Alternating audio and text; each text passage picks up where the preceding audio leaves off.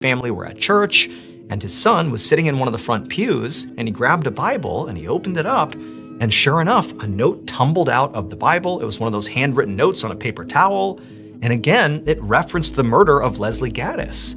And Sam's looking at his young child, his young boy, reading this note, being like, what's going on here?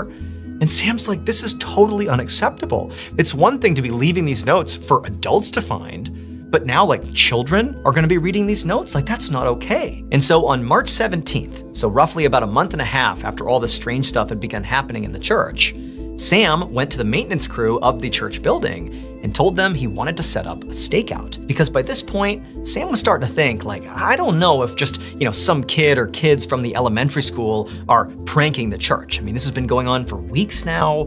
It's sort of like dark at this point with these notes that are being left all over the place. Like, this doesn't really feel like just some kid. This actually feels like maybe an adult, maybe an outsider who's coming in to do this. Like, for what reason, Sam didn't know, but he just felt like something's off here. And so his plan was basically he and the maintenance crew would stay in the church at night and literally hide and try to catch whoever this was, breaking in, doing this stuff in the act. By about 10 p.m. on March 17th, it was just Sam and the maintenance crew in their various hiding spots in the church, sort of centrally located so they could see the hallway that led to the kitchen, that led to Sam's office. They're all just kind of positioned, waiting.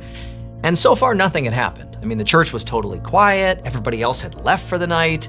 It was just Sam and the maintenance crew. They were just kind of twiddling their thumbs, waiting to see what would happen. And at some point, the maintenance crew, they got really bored because there really was nothing happening. I mean, Sam was super motivated, but the maintenance crew's like, I don't know, I don't really care about any of this stuff. And so one of them decided to just, stretch his legs and just walk around the church, just to do anything other than sit here with nothing happening. And so he got up and he walked down the hallway and he's like kind of looking in each room and there's nothing going on.